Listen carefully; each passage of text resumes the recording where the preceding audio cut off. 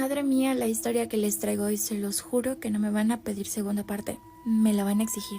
Y con justa razón, porque cuando yo la leí, se los juro que a mí me querían salir gusanos de los oídos por lo turbio y extraño que fue leer todo eso. Esta es la historia de una de mis seguidoras y esto le pasó en la vida real.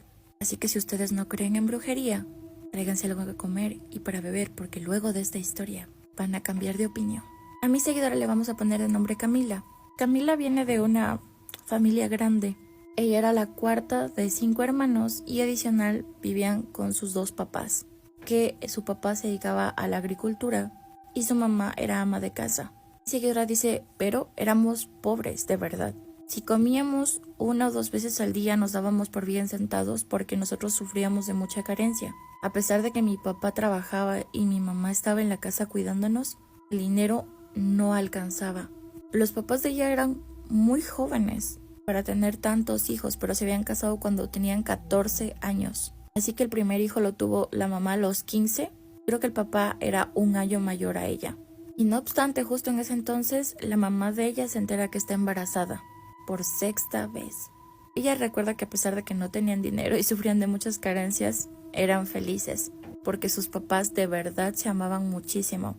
Todo eso empieza a cambiar desde que llega un nuevo hacendado y compra una de las tierras más grandes que había ahí. Eso hizo que se moviera toda la economía de ese pueblo, ya que este señor empieza a contratar a muchas personas porque empiezan a parar la casa y el papá, sin saber nada, un amigo lo mete a ese trabajo porque él solamente era agricultor, pero necesitaban un peón que él pase el material, que ponga pues los ladrillos, que haga las mezclas. Entonces él dice, yo no sé, pero aprendo muy rápido. Y además de que mi mujer está embarazada y tengo que darle de comer a mis hijos, así que yo le entro a lo que sea. Y como era muy trabajador, le empezó a ir muy bien.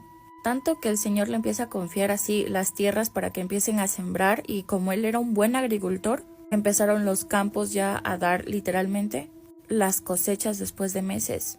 Ella recuerda que todo mejoró en su casa, ya que él llegaba con costales de granos secos y así la señora podía cocinar y darles de comer, y dice que ya comían 3 veces al día. Y que gracias al trabajo del señor, la mamá pudo alimentarse mejor y como que el hermanito venía bien. Para ese entonces la señora ya tenía 7 meses y ya los hermanitos de ella no tenían que salir a buscar trabajo porque antes ellos salían al pueblo y en lo que les dieran, y sufrían mucho peligro, ya que a uno de los hermanitos de ella dice que un hombre se lo quiso llevar subiéndolo a uno de sus caballos, porque antes sí, cuando pasaba la gente con dinero, no solamente se aprovechaba de las muchachitas o las dejaba por ahí golpeando y hasta a veces quitándoles la vida, sino que también se robaba a los niños. Dios sabe a qué. Todo esto empieza a cambiar porque llega una de las hijas del hacendado. Era una mujer más grande que su papá y que su mamá. Y esta señora, cuando llega, desde que lo ve al papá de mi seguidora, se enamora de él y le empieza a llenar de presentes, de regalos. Y el señor, que sabía que si le despreciaba a la hija de este hombre, se iba a quedar sin trabajo, iba a volver a sufrir necesidad, entonces él aceptaba los regalos y empezó a llevarse a uno de los hijos ahí a la constructora, para que la señora sepa pues que estaba casado y que tenía niños, y que los niños de él, por ejemplo, ya tenían 7 años, 8. La señora le empieza a decir que no, que ella no le importa que tenga hijos, que si quiere los traiga y ella le ayuda a criarlos. Pero la cuestión es que quería tener una vida con él. El hacendado, el padre de esta chica, habla directamente con el papá de mi seguidora diciéndole como, a tu familia no le va a faltar nada, pero mejor que te vengas a vivir aquí con mi hija y ustedes se casen, pero tú tienes que divorciarte y dejarla a tu mujer y yo te prometo que a ella no le va a faltar nunca nada. Él le dice, perdón, pero no puedo aceptar porque yo amo a mi mujer y yo sé que después de esto usted me va a dejar sin trabajo, pero está bien. Yo me voy a retirar, pero no puedo dejar tampoco a mis hijos. Y el hijo mayor, que escucha todo esto, que se iba a trabajar con él, escucha que la señora le dice, el hijo mayor escucha que la señora le dice, bueno, te vas a arrepentir, a mí nadie me dice que no, vas a ver. Cuando se estaban retirando, uno de los empleados le dice que no se vaya, que mejor deje que las cosas se calmen. Entonces cuando venían a la casa, dice que el papá venía muy triste y venía callado porque se había acabado y que ahora tenía que salir a buscar trabajo de algo más.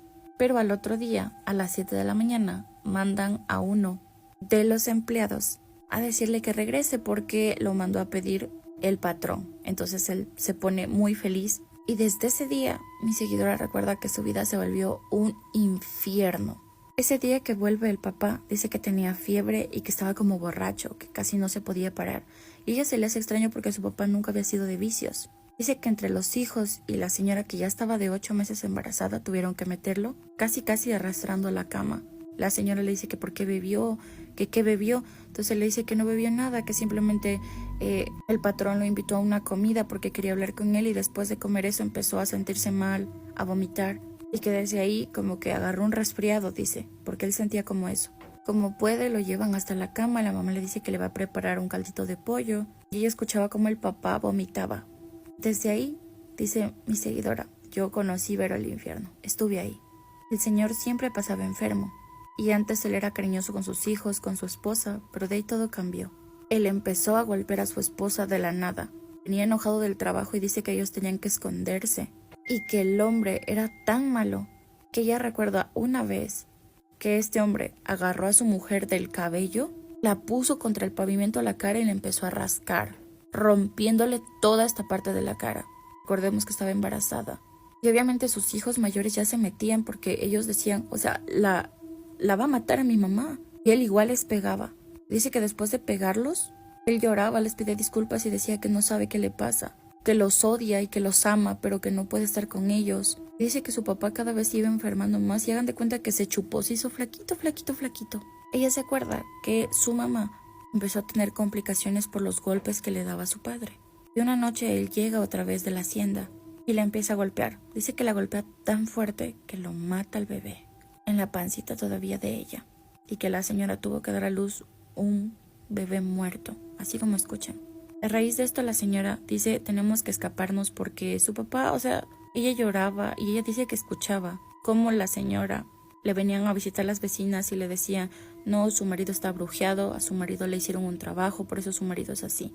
Y de seguro fue esa mujer, porque ya en el pueblo todos habían escuchado de que este hombre le golpeaba a su mujer pero de maneras brutales. O sea, una cosa es decirles a ustedes y otra cosa es que dice que de la nada este hombre se alocaba y le daba, pero le dicen a la señora que se escape porque si no va a terminar, o sea, desviviéndola y sus hijos van a quedar solos en el mundo.